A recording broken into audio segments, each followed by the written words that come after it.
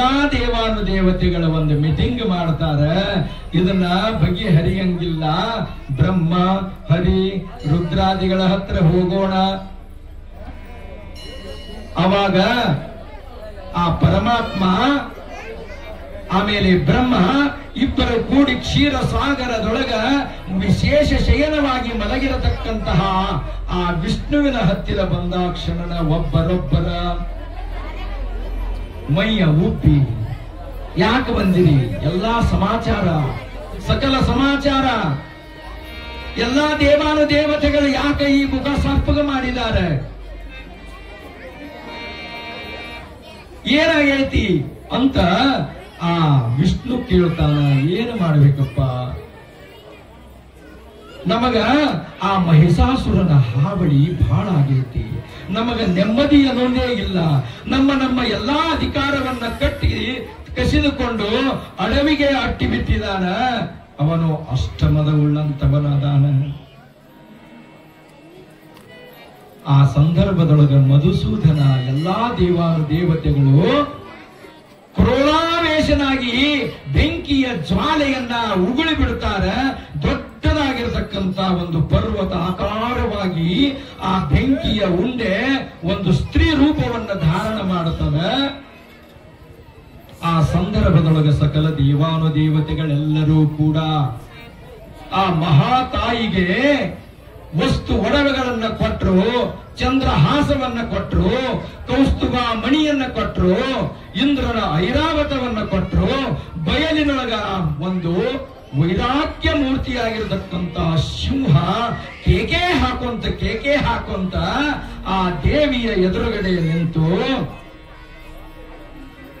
ಆ ಸಂದರ್ಭದೊಳಗ, ಏ ನಂದೀಶ ಇಲ್ಲಿ ಕೇಳೋ, ಏ ನಂದೀಶನೇ ಕೇಳೋ,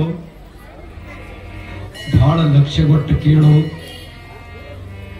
ಗದ್ಲ ಮಾಡೋರು ಮಾಡಲೆಕ್ಕ ನೀವೊಬ್ಬ ಕೇಳಿದ್ರೆ ಇಡೀ ಜಗತ್ತೇ ಕೇಳದಂಗ ಆಗ್ತದ ಅಂತ ಕೈಲಾಸ ಪರ್ವತದೊಳಗ ನಂದೀಶ್ವರನಿಗೆ ಹೇಳಕತ್ತಿರ್ತಾನ ಪರಮಾತ್ಮ. ಏ ನಂದೀಶನೇ, ಆ ದೇವಿಯ ವರ್ಣನೆ ಏನಂತ ವರ್ಣನೆಯನ್ನು ಮಾಡಲಿ ನಾನು? ಹಿಂದೆ ಪರಮಾತ್ಮ ಅಂತಂದ್ರೆ ನಾನು ಆ ದೇವಿಗೆ ಭಟ್ಟಂಗಿಯಾಗಿ ನಾನು ಮುಂದೆ ಸಾಗಾಕತ್ತೆ ಬಿಟ್ಟೆ.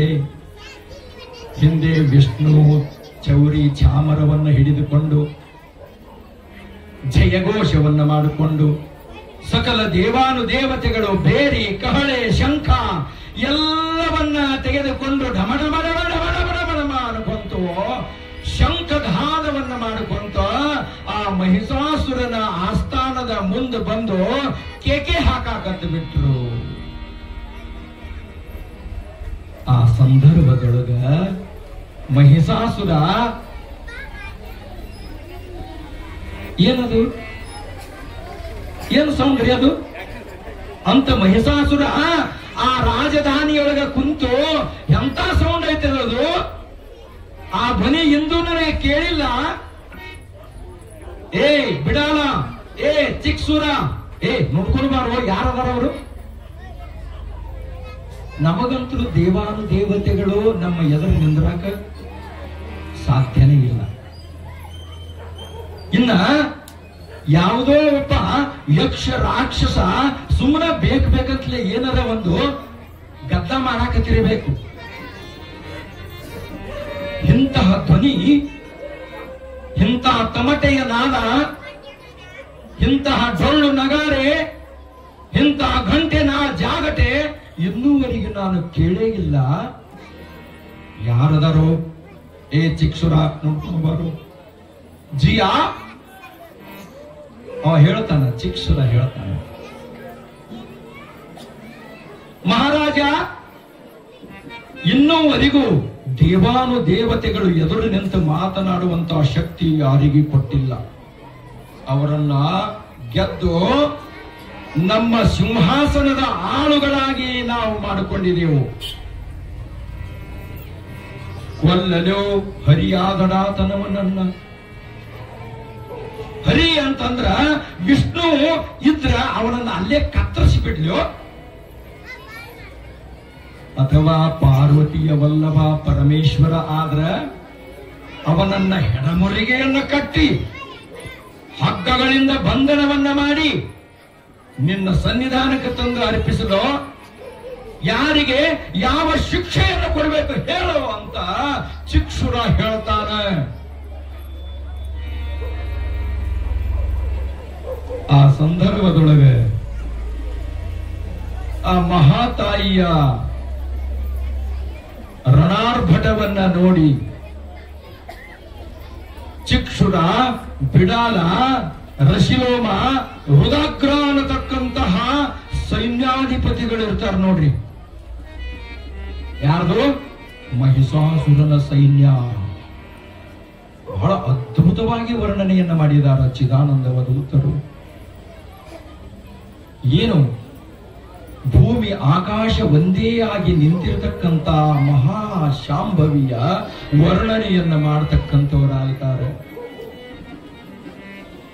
ಮಹಿಷಾಸುರನ ವರ್ಣನೆಯನ್ನ ಮಾಡ್ತಾರೆ. ಮಹಿಷಾಸುರನ ಮಾಂಡಲೀಕರ ವರ್ಣನೆಯನ್ನ ಮಾಡ್ತಾರೆ. ಎಂತ ವರ್ಣನೆ ಅದು! ಅಕ್ಷೋಹಿಣಿ ಅಂತ ಕರೀತಾರೆ, ಶಂಖ ಅಂತ ಕರೀತಾರೆ. ನಾವು ಬರೇ ಅಂಕಿಯೊಳಗ ಬರೇ ಕೋಟಿ ಅಷ್ಟ ಉಳಿಸ್ಕೊಂಡಿವ್ರಿ. ನಾವು 1000 ಕೋಟಿ, ಲಕ್ಷ ಕೋಟಿ ಅಷ್ಟ ಉಳಿಸ್ಕೊಂಡಿವ್. ನಾವು ಕೋಟಿ ಮುಂದೆ ಏನೂ ಇಲ್ಲ ನಿಮ್ಗ. ಕೋಟ್ಯಾಧಿಪತಿಯಪ್ಪ, ಕೋಟ್ಯಾಧಿಪತಿ. ಒಂದು ಅಂತ ಬರೀರಿ, ಅದಕ್ಕೆ ಮುಂದ 18 ಪೂಜೆ ಕೊಡ್ರಿ. ಒಂದು ಬರದು 18 ಪೂಜೆ. ಬಿಡಿ 10, 100, 1000, 10,000, ಆಮೇಲೆ ಲಕ್ಷ, 10 ಲಕ್ಷ, ಆಮೇಲೆ ಕೋಟಿ, 10 ಕೋಟಿ, ಮುಂದೆ ಮುಗೀತ ಅಟ್ಟ. ಅಬ್ಜ, ಖರ್ವ, ನಿಖರ್ವ, ಶಂಖ, ಅಕ್ಷೋಹಿಣಿ ಅಂತ ಕರೀತಾರ. ಅಕ್ಷೋಹಿಣಿ. ಚಿದಾನಂದ ಅವಧೂತರ ಲೆಕ್ಕಪತ್ರ ನೋಡ್ರಿ. ಜೀವನವಿಡೀ ನಾವು ಆ ಸಂಖ್ಯೆಗಳನ್ನ ಬರೆದರೂ ಸಹಿತ ತೀರಲಾರದಷ್ಟು. ಶಂಖ ಅಂತ ಕರೀತಾರೆ. ಮಂಡಲ, ತಾರಾಮಂಡಲ, ಅತಿ ತಾರಾಮಂಡಲ ಇವೆಲ್ಲ ಅಂಕಿಗಳ್ರಿ ಇವು. ನಾವು ಸುಮ್ಮನೆ ಕೋಟೆಗೆ ಬಿದ್ದು ಒದ್ದಾಡಕತ್ತೀವಿ ನೋಡ್ರಿ. ಪರೀಕ್ಷೆ ಮಾಡ್ರಿ, ಒಂದು ಮಾಡ್ರಿ, ಅದರ ಮುಂದ 18 ಪೂಜೆಯನ್ನು ಕೊಟ್ಟುಕೊಂತ ಹೋಗ್ರಿ. ಮುಂದೆ ಕೊಡ್ರಿ, ಹಿಂದೆ ಕೊಡಬೇಡ್ರಿ. ಅದು ಒಂದು ಅಕ್ಷೋಹಿಣಿ ಅಂತ ಕರೀತಾರೆ. 1700 ಅಕ್ಷೋಹಿಣಿ ಸೈನ್ಯವದ ಬಲವನ್ನ ಚಿಕ್ಷುರ, ಬಿಡಾಲ ಅವರು ತಗೊಂಡಿರ್ತಕ್ಕಂಥವರಾಗಿದ್ದಾರೆ. ಚದುರಂಗ ಬಲ ಅಂತ ಕರೀತಾರೆ. ಚದುರಂಗ ಬಲ ಅಂತಂದ್ರ ಆನೆಗಳು, ಕುದುರೆಗಳು, ಒಂಟಿಗಳು, ಕಾಲಾಳುಗಳು ಶಸ್ತ್ರಗಳನ್ನ ಹಿಡಿದುಕೊಂಡು ಯಾರದಾರ ನೋಡ್ಕೊಂಡು ಬರ್ಯೋ ಅಂತ ಎಲ್ಲಾ 1700 ಅಕ್ಷೋಹಿಣಿ ಒಬ್ಬೊಬ್ಬ ರಾಜರು ಚಿಕ್ಷುರ ಅಷ್ಟು ಸೈನ್ಯವನ್ನು ತಗೊಂಡು ಮುಂದೆ ದಾಡ್ತಾನ. ರುದಾಗ್ರ ಮತ್ತೊಂದು ಸೈನ್ಯವನ್ನು ತಗೊಂಡು ದಾಡ್ತಾನೆ. ರಶಿಲೋಮ ಮತ್ತೊಂದು ಸೈನ್ಯವನ್ನು ತಗೊಂಡು ದಾಡ್ತಾನೆ. ನಂದೀಶ್ವರನೇ, ಅಷ್ಟು ದಿಕ್ಕುಗಳಲ್ಲಿ ಆ ಸೈನ್ಯದ ವರ್ಣನೆ ಧೂಳ ಧೂಳ ಧೂಳ ಮುಚ್ಚದಂಗ ಆಗಿಬಿಡ್ತು. ಆ ಸಂದರ್ಭದೊಳಗ ದೇವಿಯ ಎದುರುಗಡೆ ನಿಂದಿರುವಂತಹ ಶಕ್ತಿ ಯಾರಿಗೂ ಆಗಲಿಲ್ಲ. ಅವಾಗ ಚಿಕ್ಷುರ ಹೇಳ್ತಾನ, ಒಂದು ಏನೋ ಕಾಣಕತ್ತೈತಿಲ್ಲ, ಏನದು? ಬೆಂಕಿಯ ಉಂಡೆ. ಬಹುಶಃ ಆ ಬೆಂಕಿಯ ಉಂಡಿಯನ್ನೇ ನಾವು ನೋಡಾಕ ಬಂದಿರಬೇಕು, ಅದೇ ಶಬ್ದ ಮಾಡಕತ್ತಿರಬೇಕು ಅಂತ ಚಿಕ್ಷುರ ಹೇಳ್ತಾನ. ಸನೇಕ ಬಂದು ನೋಡ್ತಾನ. ಬೆಂಕಿಯ ಜ್ವಾಲೆ ಕಿರೀಟವನ್ನು ಧರಿಸಿಕೊಂಡು 18 ಕೈಗಳನ್ನ ಧಾರಣ ಮಾಡಿಕೊಂಡು ಹಲಗೆ, ಖಡ್ಗ, ತ್ರಿಶೂಲ, ಭಾರಿ, ಗದೆ, ಶಂಖ ಎಲ್ಲಾ ಆಯುಧಗಳನ್ನ ಹಿಡಿದುಕೊಂಡು ಹೇ ಮಹಿಷಾಸುರ ಮಹಿಷಾಸುರ ಅಂತ ಕೇಕೆ ಹಾಕಾಕತ್ತು ಬಿಟ್ಲು ಮಹಾಶಾಂಭವಿ. ಆ ಸಂದರ್ಭದೊಳಗ ಆ ಚಿಕ್ಷುರ ನೋಡ್ತಾನ, ಯಾರೋ ಹೆಣ್ಮಗಳಿದ್ದಂಗೆ ಕಾಣಿಸ್ತಿತ್ತು. ಬಿಡಾಲ, ಆ ಹೆಣ್ಮಗಳದ ನೋಡು, ಎಷ್ಟು ಸೊಕ್ಕಿನಿಂದ ಬಂದಿರಬೇಕವಳು. ನಮ್ಮ ಶುಂಭ ಮಹಾರಾಜನಿಗೆ ಎದುರು ನಿಲ್ಲುವಂತ ಶಕ್ತಿಯ ಹೆಣ್ಣಿಗೆ ಅದ. ಅವರವರು ಮಾತಾಡ್ಕೊಂತಾರೆ. ಆ ಸಂದರ್ಭದೊಳಗ ಚುಕ್ಷುರ ಹೋಗಿ, ಹೇ ಯಾರು ನೀನು, ಇಲ್ಲಿಗೇಕೆ ಬಂದೆ ಅಂದ ಕ್ಷಣನ, ಹೇ ನಿಮ್ಮನ್ನ ಸಂಹಾರ ಮಾಡೋ ಸಲುವಾಗಿ ಬಂದಿನ ನಾನು, ನಿಮ್ಮನ್ನ ನಾಶಗೈಯಲು ಬಂದಿನು, ನಿಮ್ಮಲ್ಲಿರತಕ್ಕಂತಹ ಅಜ್ಞಾನವನ್ನ ತೊಲಗಿಸಾಕ ಬಂದೀನು, ಜ್ಞಾನದ ದೀಪವನ್ನ ಬೆಳಗಾಕ ಬಂದೀನು ಹೇ ಅಂತ 18 ಕೈಗಳಿಂದ 1000 ಕೈಗಳಾದವು. ಎಲ್ಲಾ ಸೈನ್ಯವನ್ನ ನುಚ್ಚು ನುಚ್ಚು ನುಚ್ಚು ನೂರಾಗಿ ಮಾಡಿಬಿಟ್ಲು. ಹೆಣಮಯದ ವರ್ಣನೆ ನಾ ಎಂತಾದು ವರ್ಣನೆ ಮಾಡ್ಲಿಪ್ಪ. ಕರ್ತಮದ ಜಾರಿಕೆ ಒಂದೇ ಒಂದು ಹಿಂಗ ಶಸ್ತ್ರವನ್ನ ಧಾರಣ ಮಾಡಿದಾಗ ಸಾವಿರಾರು ಸಾವಿರಾರು ಕೋಟ್ಯಾನು ಕೋಟಿ ಹುಂಡಗಳನ್ನ ಬಿದ್ದುಕೊಂಡು ಚಿಲಿ ಚಿಲಿ ಚಿಲಿ ಚಿಲಿ ರಕ್ತವನ್ನು ಹರಿದು ರಕ್ತದ ನದಿಗಳನ್ನೇ ಆಗಿಬಿಡ್ತು.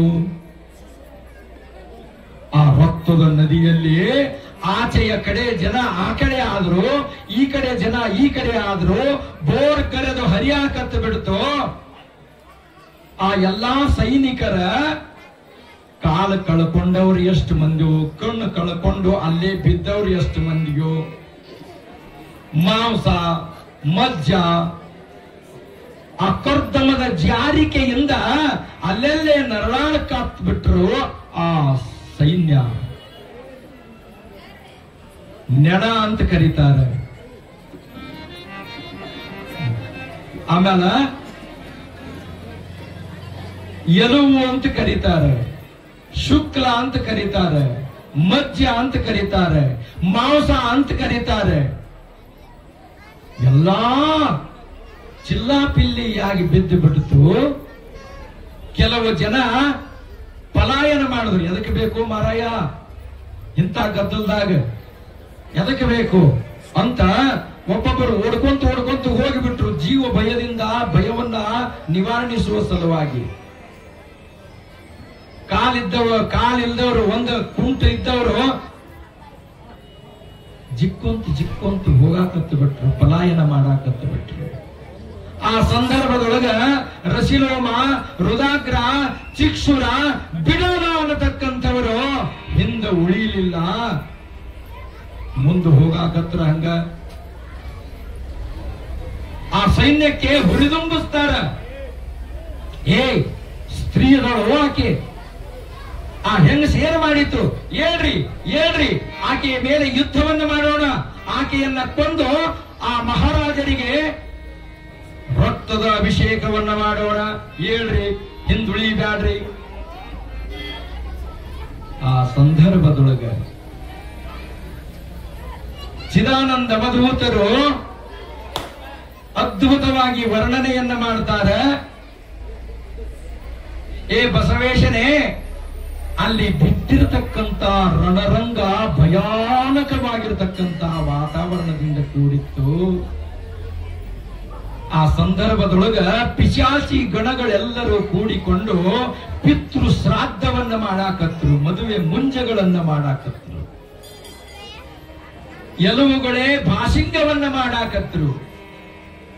ಆ ಕುದುರೆಯ ಕುರವನ್ನೇ ತಾಳವನ್ನಾಗಿ ಮಾಡಾಕತ್ರು. ರುಂಡ ಇಲ್ಲದೆ ದಂಡ ಮದ್ದಲೆಯನ್ನ ಬಾರಿಸಾಕತ್ರು. ಮದುವೆ ಅಂತಂದ್ರ ಇದೇ ವಿಶೇಷವಾಗಿರತಕ್ಕಂತ ಸಮಯ ಅಂತ ತಿಳಿದುಕೊಂಡು ಯಕ್ಷ ಗಂಧರ್ವ ಕಿನ್ನರರ ಕಿಂಪುರುಷರು ರಾಕ್ಷಸರು ಇಂತಹ ಮಾಂಸ ಇಂತಹ ಅನ್ನದ ಅಡಿಗೆ ಇನ್ನು ಎಂದೂ ನಮಗೆ ಕಾಣಾಕ ಸಾಧ್ಯ ಇಲ್ಲ. ನಮ್ಮ ಬಂಧು ಬಳಗದವರನ್ನ ಕೂಡಿಕೊಂಡು ಮದುವೆ ಮುಂಜೆಯನ್ನ ಮಾಡಬೇಕು ಅಂತ ಎಲ್ಲಾ ರಾಕ್ಷಸರು ಮದುವೆಯನ್ನ ಮಾಡಾಕತ್ತ ಬಿಟ್ಟಿದ್ರು.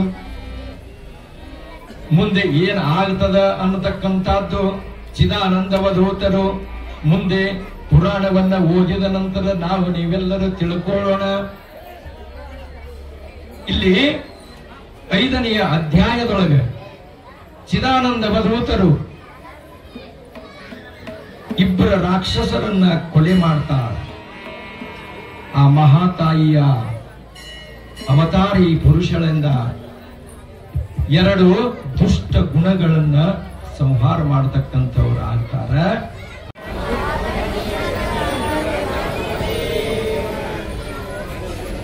ಜಗಜ್ಜನನಿ ಆದಿಶಕ್ತಿ ಮಾತಾ ಕೀ.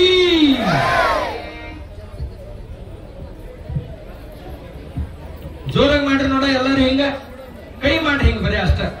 ಅವ್ವಗಳು ಏನ್ ಕೂಸನ ಇಟ್ಕೊಂಡ್ ಬಂದಿರಲ್ಲ, ಮಕ್ಕಳ ಅದಾಡ್ರಿ ಅದೇ. ಮಾರಿಕಾಂಬಾ ತಾಯಿ ಮಾತಾ ಕೀ. ಇಲ್ಲೇ ಒಂದ್ 4-5 ಮಂದಿ ಎತ್ತದ್ರಿ ಅಟ್ಟ. ಅವ್ವಗಳು ಯಾಕ ಎತ್ತವಲ್ರಿ ನೋಡ್ರಿ, ಡೌನ್ ಆಗಿರಲ್ರಿ ಅವ್ವ ಯಾಕ. ಹೋಗಯಪ್ಪ ಹೋಗ, ಮುಂಜಾನೆ 3ಕ್ಕೆ ಎದ್ದು ಮತ್ತ ಇಲ್ಲಿ ಪೂಜಾಕ್ಕೆ ಬರ್ಬೇಕು. ಸುಮ್ಮನೆ ಕುಂತೀವಿ ನಾವು, ಹೌದಲ್ಲ? ಹಾಗೇನಿಲ್ಲ. ನೀವು ಮನಸ್ಸು ಮಾಡಿದ್ರೆ ಇಡೀ ಜಗತ್ತೇ ನೀವು ನಿಮ್ಮ ಕೈಯಾಗ ಅಂಗೈಯೊಳಗೈತಿವ. ಅವ್ವಗಳು ಬಹಳ ಅದ್ಭುತವಾಗಿರ್ತಕ್ಕಂತಹ ತಿಳಿ ಓಡಿಸ್ತಿರ್ತಾರೆ. ನೀವು ಮನಸ್ಸು ಮಾಡಬೇಕು. ಇವರೆಲ್ಲ ಅಣ್ಣಗಳು, ನೀವು ಹೇಳದಂಗ ಅವ್ರಿಗೆ ಕೇಳ್ತಾರ. ಕೇಳಬೇಕ. ನಿಮ್ಮದ ಐತ್ರಿ ಅವ್ವ ಇದು ಪುರಾಣ. ನೀವು ನಾಳೆನಿಂದ ಇಲ್ಲಿ ಮುಂದೆ ಬಂದು ಕುಂದಿರ್ಬೇಕು. ಮುಂದೆ ಕುರ್ಚಿ ಹಾಕ್ಬಿಡ್ತೀನಿ ನಾ ನಿಮಗೆ. ಇವ್ ಅಣ್ಣಗಳು ಹಿಂದೆ ಹೋಗ್ಲಿ. ಇವರು ಯಾಕ್ರಿ ಹಿರಿಯರ ಹೋಗ್ಲಲ್ಲ. ಇರ್ಲಿ. ಜಗಜ್ಜನನಿ ಆದಿಶಕ್ತಿ ಬೊಗಳಾಮುಖಿ ಇವತ್ತ ಯಾವ ವೇಷವನ್ನ ಧರಿಸಿಕೊಂಡಿದ್ದಾಳ? ಕೂಷ್ಮಾಂಡ ವೇಷವನ್ನು ಧರಿಸಿಕೊಂಡಿದ್ದಾಳ. ಏನ್ರಿ ಅದು ಕೂಷ್ಮಾಂಡ ಅಂದ್ರ? ಸಂಸ್ಕೃತ ಭಾಷೆಯೊಳಗ ಕುಂಬಳಕಾಯಿಗೆ ಕೂಷ್ಮಾಂಡ ಅಂತ ಕರೀತಾರ. ಬೂದ ಗುಂಬಳಕಾಯಿ. ಅದರ ಮಹತ್ವ ನಿಮಗೆಲ್ಲರಿಗೂ ಗೊತ್ತದ. ಯಾಕೆ ಅಂತಂದ್ರ ನೀವೆಲ್ಲರೂ ಮಲೆನಾಡಿನ ದ್ವಾರದಲ್ಲಿ ಇರತಕ್ಕಂಥವರು. ಆ ಬೂದ ಗುಂಬಳಕಾಯಿಯೊಳಗ ಅನರ್ಘ್ಯವಾಗಿರತಕ್ಕಂತ ಶಕ್ತಿ ಅಡಿಗದ. ಎಂತಹ ಶಕ್ತಿ ಅಂತಂದ್ರ ಜ್ಞಾನ ವರ್ಧಕವನ್ನ ಮಾಡ್ತದ. ಮಕ್ಕಳಿಗೆ ಬಹಳ ಮಂದಗತಿಯಾಗಿ ಇದ್ರು ಅಂತಂದ್ರ ಅದರ ರಸವನ್ನ ನೀವು ಆ ಮಕ್ಕಳಿಗೆ ಕುಡಿಸಿದ್ರ ಹುಷಾರಾಗುತ್ತಾರೆ, ನೆನಪಿನ ಶಕ್ತಿ ಬರುತ್ತದೆ. ಅದು ಬೂದ ಕುಂಬಳಕಾಯಿಯ ಮಹತ್ವ. ಅದಕ್ಕ ದೇವಿ ಆ ಬೂದ ಕುಂಬಳಕಾಯಿಯ ಒಂದು ಅವತಾರವನ್ನ ತಾಳಿದಾಳೆ. ಸಂಸ್ಕೃತದೊಳಗ ಕೂಷ್ಮಾಂಡ ಕೂಷ್ಮಾಂಡ ಅಂತ ಕರೀತಾರೆ. ಕುಂಬಳಕಾಯಿ ಒಡಿಬೇಕು, ಮಕ್ಕಳಿಗೆ ಅದನ್ನ ಹಂಚಬೇಕು. ಹಂಗ ತಿಂದರೂ ಪರವಾಗಿಲ್ಲ. ಅದನ್ನ ಜ್ಞಾನ ಅಂತ ಕರೀತಾರೆ. ಅದಕ್ಕೆ ಜ್ಞಾನ ವೃದ್ಧಿ ಆಗುತ್ತದೆ. ಸೂರ್ಯನ ಅಧಿಪತಿಯಾಗಿರತಕ್ಕಂತಹವಳು ತಾಯಿ ಇವತ್ತಿನ ದಿನ. ಒಂದಾನೊಂದು ಕಾಲದೊಳಗ ಸೂರ್ಯನ ಒಂದು ಪ್ರಖರವಾಗಿರತಕ್ಕಂತಹ ಶಾಖವನ್ನ ಹಿಡಿದಿಟ್ಟುಕೊಂಡಿರತಕ್ಕಂಥವಳು, ಶಾಖವನ್ನ ಹಿಡಿದಿಟ್ಟುಕೊಂಡಿರತಕ್ಕಂಥವಳಿಗೆ ಶಾಖಾಂಬರಿ ಅಂತ ಕರೀತಾರೆ. ಅದ ರೀತಿಯೊಳಗನೆ ಆ ಮಹಾತಾಯಿ ಎಲ್ಲಾ ಸೈನ್ಯವನ್ನ ನುಚ್ಚು ನೂರಾಗಿ ಮಾಡಿದ ಕ್ಷಣನ ಇಲ್ಲಿ ರಶಿಲೋಮ, ರುದಾಗ್ರ ಅನ್ನತಕ್ಕಂತ ಇಬ್ಬರು ಘನಘೋರವಾಗಿರತಕ್ಕಂತ ರಾಕ್ಷಸರು. ಯಾರ್ಯಾರ್ರಿ? ಯಾರ್ಯಾರು? ರಶಿಲೋಮ, ರುದಾಗ್ರ. ಆ ರಾಕ್ಷಸರು 700 ಅಕ್ಷೋಹಿಣಿ ಸೈನ್ಯ ಮತ್ತ ಹೊಸ ರಥವನ್ನು ತಗೊಂಡು ಬಂದರು, ಕರಿ ಕುದುರೆಯನ್ನ ತಗೊಂಡು ಬಂದರು, ಕಾಲ ಆಳುಗಳನ್ನ ತಗೊಂಡು ಬಂದರು, ರಥಗಳನ್ನ ಏರ್ಕೊಂಡು ಬೇರೆಯನ್ನ ಬಡಿದುಕೊಂಡು ದೊಡ್ಡ ದೊಡ್ಡ ಡಾಲು, ಕತ್ತಿ, ಕಠಾರಿಗಳನ್ನ ತೆಗೆದುಕೊಂಡು, ಹೇ ಸ್ತ್ರೀಯಳೇ, ನಮ್ಮ ಸೈನ್ಯವನ್ನೆಲ್ಲವನ್ನ ಕೊಂದು ಬಿಟ್ಟೀಯ, ಯಾರು ನೀನು ಅಂತ ಕೇಳಿದ್ರು. ಅಲ್ಲ, ಹೆಣ್ಣು ಮಕ್ಕಳ ಮೇಲೆ ಕೈ ಮಾಡಬಾರದು, ಗಂಡಸ್ತನದ ಲಕ್ಷಣ ಅಲ್ಲ. ಏನು ಒಂದು ಹೆಣ್ಣಿಗೆ ಕೈ ಮಾಡೋದಂತಂದ್ರ ನಮಗ ಅಭಿಮಾನ ಕಾಡುತ್ತದೆ. ನೀನು ಒಬ್ಬ ಯಕ್ಕಸ್ಥಿತವಾಗಿರತಕ್ಕಂತ ಸ್ತ್ರೀ ಅದೀಯ, ನಿನ್ನ ಬಲಕ್ಕೆ, ನಿನ್ನ ಪರಾಕ್ರಮಕ್ಕೆ ನಾವು ಮೆಚ್ಚೀನಿ. ಹೋಗು, ನಿನಗೆ ಜೀವದಾನವನ್ನ ಕೊಡ್ತೀನಿ. ಯಾರಂದ್ರೆ ಇದನ್ನ ರಶಿಲೋಮ ಅಂತಾನ. ಸ್ತ್ರೀಯೆಲ್ಲ ನೀ ಬನು ಗೈಯವಳಾಯಕಿ ಅದೀಯ. ಸ್ತ್ರೀಯರಿಗೆ ನಿನ್ನಂತ ಬಲ ಇಲ್ಲ, ಸಾಮರ್ಥ್ಯ ಇಲ್ಲ, ಶಕ್ತಿ ಇಲ್ಲ. ಆದರೂ ಸಹಿತ ನಾನು ಪುರುಷನು, ಹೆಣ್ಣಿನ ಮೇಲೆ ಕೈ ಮಾಡಬಾರದು ಅಂತ ನಿನಗ ಬಿಟ್ಟಿನು. ಸುಮ್ಮನ ಹೋಗು ಅಂತ ರಶಿಲೋಮ ಹೇಳುತ್ತಾನ. ಆ ಸಂದರ್ಭದೊಳಗ ಆ ಶಾಂಭವಿ ಅಂತಾಳಂತ, ಹೌದು, ನಾನು ಎಲ್ಲಾ ಸ್ತ್ರೀಯರಂತೆ ನಾನಲ್ಲ, ಎಲ್ಲಾ ಹೆಣ್ಣುಮಕ್ಕಳಂತೆ ನಾನಲ್ಲ. ಯಾಕೆ? ಅವರಲ್ಲಿ ನನ್ನಂತ ಶಕ್ತಿ ಇಲ್ಲ. ಆದ್ರ ನಿಮ್ಮನ್ನ ರಣರಂಗದೊಳಗ ರಕ್ತ ಕುಡಿದೇ ನಾನು ಹೋಗ್ತೀನೋ ಅಂತ ಕೇಕೆ ಹಾಕಿಬಿಡ್ತಾಳ ಶಾಂಭವಿ. ಎಷ್ಟು ಹೇಳಿದ್ರು ಹಠಮಾರಿಯಾಗಿರತಕ್ಕಂತ ಹೆಣ್ಣು ಮಗಳ ನೀನು ಬಿಡಂಗಿಲ್ಲ ಅಂತ ಎಲ್ಲಾ ಸೈನ್ಯವನ್ನ ಮುತ್ತಿಗೆಯನ್ನ ಹಾಕ್ತಾರ. 700 ಅಕ್ಷೋಹಿಣಿ ಸೈನ್ಯ ಒಮ್ಮಿಂದೊಮ್ಮಲೆ ಬಾಣಮಯನ ಸುರಿತಾರ. ಆ ತಾಯಿ ಮುಸುಕಿ ಹಾಕತಕ್ಕಂಥವಳಾಗ್ತಾಳ. ಬಾಣಮಯದಿಂದ ತುಂಬಿರತಕ್ಕಂಥದ್ದಾಗುತ್ತದ. ಸಿಂಹದ ರೋಮಗಳಲ್ಲಿ ಈ ಬಿಡಾಲನ, ರುದಾಗ್ರನ ಹಾಗೂ ರಶಿಲೋಮನ ಶರಗಳನ್ನ ಚುಚ್ಚಿ ಚುಚ್ಚಿ ಚುಚ್ಚಿ ಬಿಡತಕ್ಕಂಥವಾಗ್ತಾವ. ಅದೇ ಸಂದರ್ಭದೊಳಗನ ರಶಿಲೋಮ ಅಂತಾನ, ತಗೋ ಈ ಬಾಣವನ್ನ ತೆಗೆದುಕೋ ಅಂತ ಬ್ರಹ್ಮಾಸ್ತ್ರವನ್ನ ಬಿಡ್ತಾನ. ಇಡೀ ಭೂಮಂಡಲವನ್ನೇ ಧಗ ಧಗ ಧಗ ಧಗ ಧಗ ಧಗ ಉರಿಯಾಕತ್ತು ಬಿಡುತ್ತು. ಆ ಮಹಾತಾಯಿಯ ಕಿರೀಟದೊಳಗ ಆ ಬ್ರಹ್ಮಾಸ್ತ್ರವನ್ನ ಏನಾಗ್ತದ, ಹಣಸಿ ಬಟ್ಟಾಗಿ ಕುಂದಿರುತ್ತದೆ. ವರುಣಾಸ್ತ್ರವನ್ನ ಪ್ರಯೋಗ ಮಾಡ್ತಾನ. ವರುಣಾಸ್ತ್ರ ಅಂದ್ರೆ ಈ ಮಧ್ಯಾಹ್ನ ಬಂತು ನೋಡ್ರಿ, ರಪ ರಪ ರಪ ರಪ ರಪ ರಪ ಮಳಿ ಹೆಂಗ ಧೋ ಧೋ ಧೋ ಧೋ ಸುಳಿತದಲ್ಲ, ಹಂಗ ಅಸ್ತ್ರಗಳನ್ನ, ಬಿಲ್ಲು ಬಾಣಗಳನ್ನ ಸುರಿದು ಆ ಮಹಾಶಾಂಭವಿಯ ಕಿರೀಟದ ಮ್ಯಾಲ ಪಳ ಪಳ ಪಳ ಪಳ ಪಳ ಉದುರಾಕತ್ತಿ ಬಿಟ್ಟಿತು. ಆಕಾಶದ ಮೇಲಿರತಕ್ಕಂತ ಚುಕ್ಕಿಗಳು ಪಳ ಪಳ ಪಳ ಪಳ ಪಳ ಉದುರಿ ಆ ಮಹಾತಾಯಿಯ ಕಿರೀಟದ ಮೇಲೆ ಬೀಳಾಕತ್ತು. ತದನಂತರ ಆ ಮಹಾತಾಯಿ ಬಿಟ್ಟಿರತಕ್ಕಂತ ಒಂದೇ ಒಂದು ಬಾಣ 1ಕ್ಕೆ 100 ಆಗಿ, 100ಕ್ಕೆ 1000 ಆಗಿ, 1000ಕ್ಕೆ ಲಕ್ಷ ಆಗಿ, ಲಕ್ಷಕ್ಕೆ ಕೋಟಿಯಾಗಿ, ಕೋಟಿಗೆ ಸಹಸ್ರಗಳಾಗಿ, ಸಂಖ್ಯೆಗಳಾಗಿ, ಮಂಡಲಗಳಾಗಿ, ತಾರಾಮಂಡಲಗಳಾಗಿ, ಅತಿ ತಾರಾಮಂಡಲಗಳಾಗಿ ಆ ಎಲ್ಲಾ ಸೈನ್ಯವನ್ನ ನುಚ್ಚು ನೂರು ಮಾಡತಕ್ಕಂಥವಳಾಗುತ್ತಾಳೆ.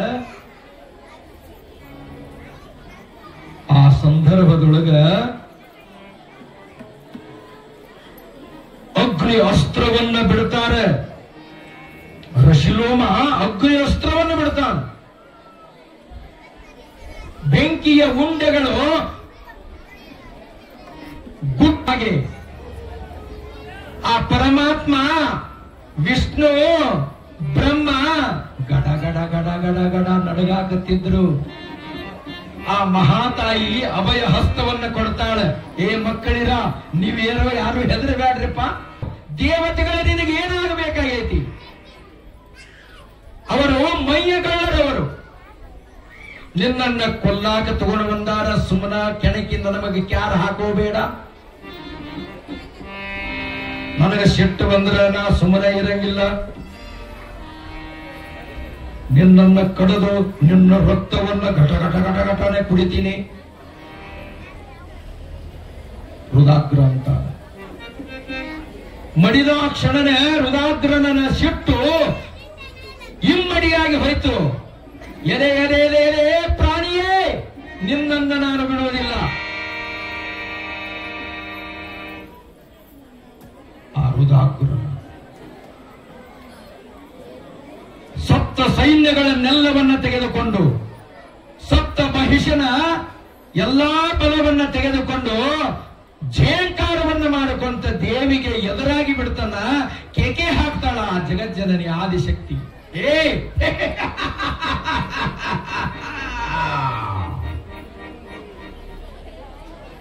ನಾನು ಜಗಜ್ಜನನಿ ಆದಿಶಕ್ತಿ ಅಂತ ನನ್ನ ಹೆಸರು. ನಿಮ್ಮ ಮಹಿಷಾಸುರ ಮಹಾರಾಜನು ದೇವತೆಗಳಿಗೆ ಕೀಟನೆಯನ್ನ ಕೊಡುವಂತಹ ಸಂದರ್ಭದೊಳಗ ನಿತ್ಯಲು ದೇವಾನು ದೇವತೆಗಳು ನನಗೆ ಪ್ರಾರ್ಥನೆಯನ್ನ ಮಾಡಿಕೊಂಡು ನನ್ನನ್ನು ತೆಗೆದುಕೊಂಡು ಬಂದಾರ ನಿಮ್ಮ ಸಂಹಾರ ಮಾಡಾಕ. ನಿನ್ನನ್ನು ಮಾಡ್ತೀನೋ, ಮಹಿಷಾಸುರನನ್ನು ಮಾಡ್ತೀನೋ.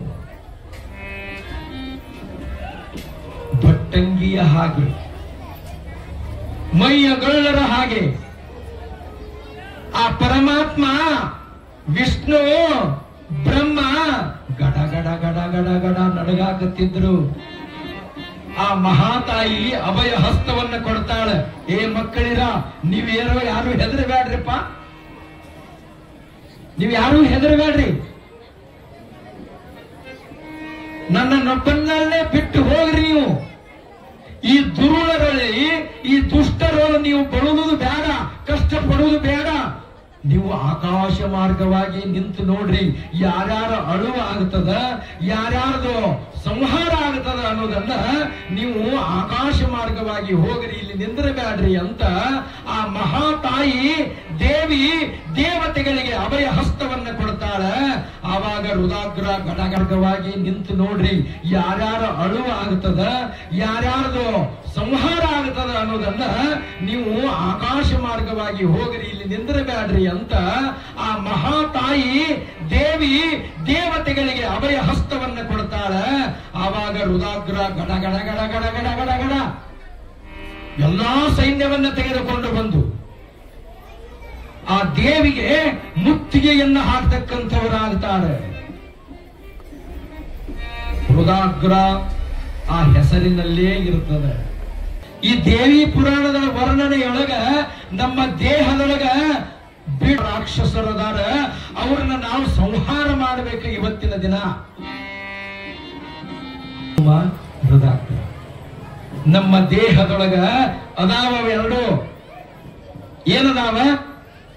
ಕಾಮ ಅನ್ನತಕ್ಕಂತಹ ಋಷಿಲೋಮ. ಏನ್ರಿ ಕಾಮ ಅಂದ್ರ? ಎಲ್ಲವೂ ಬೇಕ್ ಬೇಕ್ ಬೇಕ್ ಬೇಕ್. ಏನ್ ಬೇಕು? ರೊಕ್ಕ ಬೇಕು, ರೂಪಾಯಿ ಬೇಕು, ಸಂಪತ್ತು ಬೇಕು, ಹೆಂಡತಿ ಬೇಕು, ಮಕ್ಕಳು ಬೇಕು, ಮತ್ತೇನ್ ಬೇಕ್ರಿ? ಎಲ್ಲ ಬೇಕೇ. ಅದಕ್ಕೆ ಕಾಮ ಅಂತ ಕರೀತಾರೆ. ಇನ್ನೊಂದು ಕಾಮ ಅದ, ಕಾಮಾತುರಾಣಾಂ ನ ಭಯಂ ನ ಲಜ್ಜಾ ಅಂತ ಕರೀತಾರೆ. ಅದು ಅವರಿಗೆ ಕಾಮ ಕಾಮ ಕಾಮ ಅಂತ ಕರೀತಾರೆ. ಕಾಮಾತುರಾಣಾಂ ನ ಭಯಂ ನ ಲಜ್ಜಾ. ಕಾಮದಿಂದ ಕೂಡಿರತಕ್ಕಂತಹ ಮನುಷ್ಯ, ಅವನಿಗೆ ಭಯನೂ ಇರಂಗಿಲ್ಲ, ಲಜ್ಜೆ ಅಂತಂದ್ರೆ ನಾಚಿಕೆನೂ ಇರಂಗಿಲ್ಲ. ನಮ್ಮ ಭಾರತ ದೇಶದೊಳಗ ಬಹಳ ಅದ್ಭುತವಾಗಿರತಕ್ಕಂತಹ ಇತಿಹಾಸದೊಳಗ ಒಬ್ಬ ಇಡೀ ಜಗತ್ತನ್ನೇ ಕೀರ್ತಿಶಾಲಿಯಾಗಿರತಕ್ಕಂಥವನು, ನಮ್ಮ ದೇಶದ ಆಧ್ಯಾತ್ಮಿಕ ಶಿಖರವನ್ನ ಇಡೀ ಜಗತ್ತಿಗೆ ಸಾರಿರತಕ್ಕಂತಹ ಮಹಾಜ್ಞಾನಿ ಸ್ವಾಮಿ ವಿವೇಕಾನಂದರು. ಸ್ವಾಮಿ ವಿವೇಕಾನಂದ ಅವರು ನಮ್ಮ ದೇಶದೊಳಗ ಹುಟ್ಟಿ ನಮ್ಮ ದೇಶದ ಆಧ್ಯಾತ್ಮದ ಶಿಖರವನ್ನ ಬಾನೆತ್ತರಕ್ಕೆ ಜಗದಗಲಕ್ಕೆ ತಿಳಿಸಿಕೊಟ್ಟಿರತಕ್ಕಂತಹ ಮಹಾಜ್ಞಾನಿಗಳು. ಅವರಿಗೆ ಅಮೆರಿಕ ನಗರದೊಳಗ, ಚಿಕಾಗೋ ಪಟ್ಟಣದೊಳಗ, ಅಮೆರಿಕ ದೇಶ ಚಿಕಾಗೋ ಪಟ್ಟಣದೊಳಗ ಸರ್ವ ಧರ್ಮ ಸಮ್ಮೇಳನದೊಳಗ ಒಬ್ಬ ಅತಿಥಿಯಾಗಿ ಹೋಗಿದ್ದ. ನಮ್ಮ ದೇಶದಿಂದ, ಎಲ್ಲಾ ದೇಶದಿಂದ ಬಂದಿರತಕ್ಕಂತಹ ಪಾದ್ರಿಗಳಾದ್ರು, ಎಲ್ಲಾ ಧರ್ಮದ ಗುರುಗಳು ತಮ್ಮ ಭಾಷಣವನ್ನ ಮಾಡಿದರು. ಇವ ಯಾರೋ ಭಾಷಣ ಮಾಡಕ್ ಬಂದಾದಂತ ಭಾರತ ದೇಶದಿಂದ ಏನ 2 ನಿಮಿಷ ಸಮಯ ಕೊಟ್ರಂತವನಿಗೆ. ನೋಡಿದ್ರ ವ್ಯಕ್ತಿ ಹೆಂಗಿದ್ದ ಅಂತಂದ್ರ ಸುಮ್ಮನೆ ಒಂದು ರುಮಾಲ ಸುತ್ತಕೊಂಡಿದ್ದ, ಪೂಜ್ಯರದಾರಲ್ಲಿ ಹಿಂಗ ಭಗವಾ ಹಾಕೊಂಡಿದ್ದ, ತಲೆ ಮ್ಯಾಲ ಪೇಟ ಹಾಕೊಂಡಿದ್ದ, ಏನು ಹುಚ್ಚರಂಗ ಇದ್ದವಪ್ಪ. ಅವರ ಕಣ್ಣಿನೊಳಗ ಭಾರತ ದೇಶದ ಒಬ್ಬ ಹುಚ್ಚ ಬಂದಾರ ಅಂತ ತಿಳ್ಕೊಂಡಿದ್ರಂತ. ಯಾರೀ? ಅಮೆರಿಕಾ ದೇಶದವರು.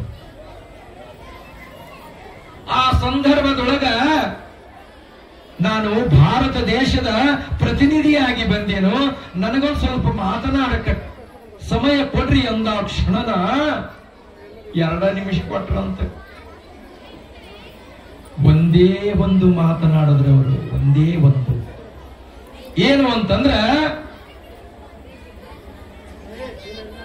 ಅಮೆರಿಕಾ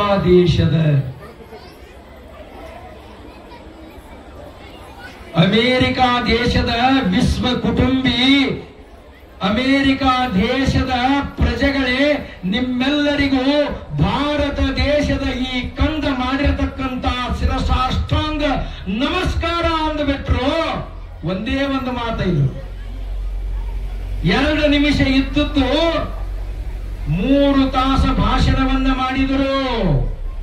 ಹೇಳ್ರಿ, ಇನ್ನು ಹೇಳ್ರಿ ಅಂತ. ದಿನಾಲು ಅವರ ಪ್ರವಚನವನ್ನ ಮಾಡುತ್ತಿದ್ರು, ದಿನಾಲು ಅವರ ಭಾಷಣವನ್ನ ಕೇಳ್ತಾ ಇದ್ರು. ಅಮೆರಿಕಾ ದೇಶದೊಳಗ ಒಬ್ಬ ಹೆಣ್ಣು ಮಗಳು, ಸುಂದರವಾಗಿರತಕ್ಕಂತ ಸ್ತ್ರೀ ಆ ಭಾಷಣವನ್ನ ಕೇಳಾಕ ಬಂದಿದ್ದಳು. ಯಾರು? ಅಮೆರಿಕಾ ದೇಶದ ಒಬ್ಬ ಹೆಣ್ಣು ಮಗಳು. ವಯಸ್ಸಿನ ನಿರ್ಬಂಧತೆ,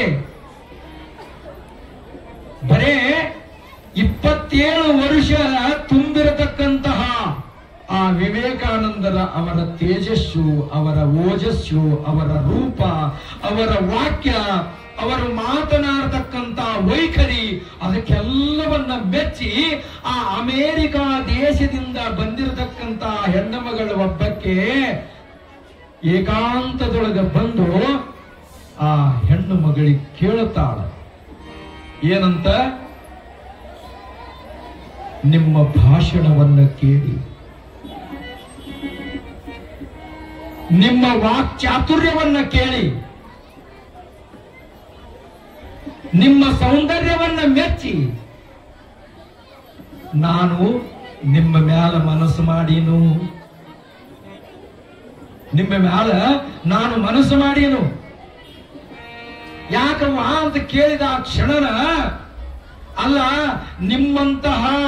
ನಿಮ್ಮಂತಹ ವಿದ್ಯಾವಂತರು ನಮ್ಮ ಅಮೇರಿಕಾ ದೇಶದೊಳಗ ನನ್ನ ಹೊಟ್ಟಿಯೊಳಗ ಹುಟ್ಟಬೇಕು ಅಂತ ನಿಮ್ಮನ್ನ ಕೂಡಾಕ ಬಂದೀನು, ನನ್ನನ್ನ ಗರ್ಭವತಿಯಾಗಿ ಮಾಡ್ರಿ, ನಿಮ್ಮಂತರೇ ಮಗ ನಾನು ಹಡಿಬೇಕಾಗೈತಿ ಅಂತ ಆ ಹೆಣ್ಣು ಮಗಳು ಹೇಳ್ತಾಳ.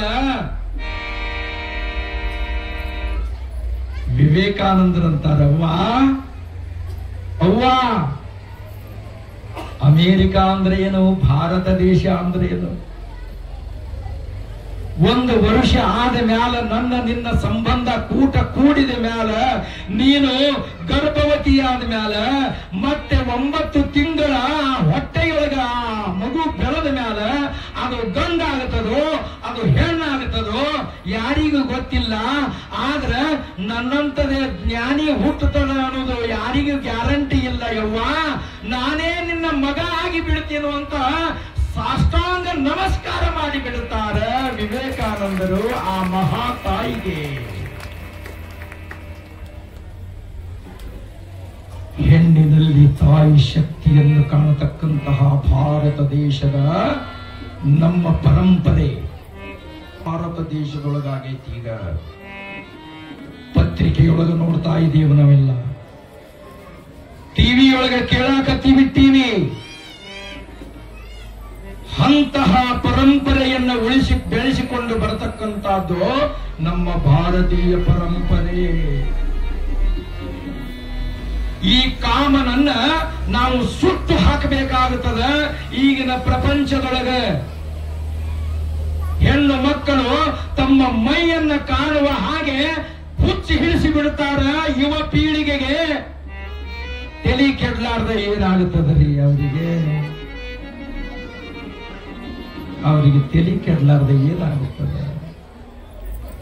ಆ ಸೌಂದರ್ಯಕ್ಕೆ ಮನಸೋತು ನನ್ನ ಜೀವನೇ ಹೋಗಲಿ ಅಂತ ಏನ್ ಮಾಡ್ತಾರ? ಬೀದಿಗೆ ಇಳಿತಾರೆ. ಹೆಣ್ಣು ಮಕ್ಕಳು ಹೆಂಗಿರಬೇಕು ಹಂಗ ಇರಬೇಕು. ಕುಪ್ಪಸವನ್ನ ತೊಟ್ಟಿಕೊಂಡು, ಜರದ ಸೀರೆಯನ್ನು ಉಟ್ಟುಕೊಂಡು,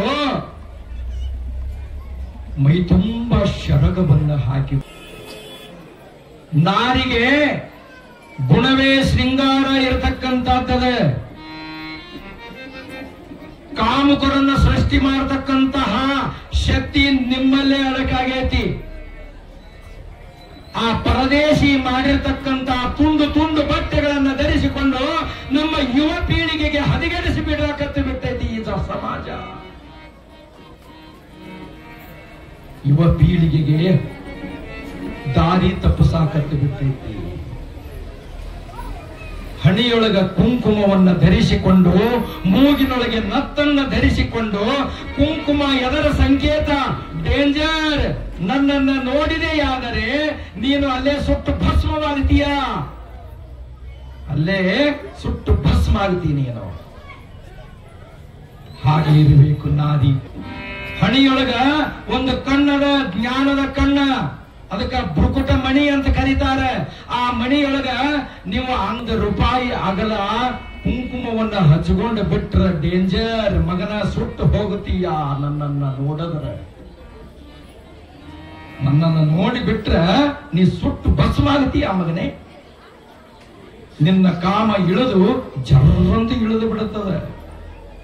ಹಂಗ ಮಾಡಂಗಿಲ್ರಿ ನಾವು. ಮೈ ತುಂಬಾ ವಸ್ತು ಒಡವೆಗಳನ್ನ ಹಾಕಿಕೊಂಡು, ಹಣಿ ತುಂಬಾ ಕುಂಕುಮವನ್ನ ಹಚ್ಚಿಕೊಂಡು, ಬಂಗಾರ ವಿಭೂತಿಯನ್ನ ಹಚ್ಚಿಕೊಂಡು ಸಾಕ್ಷಾತ್ ಆದಿಶಕ್ತಿ ಮಾರಿಕಾಂಬ ಕಂಡಂಗಾಗಬೇಕು.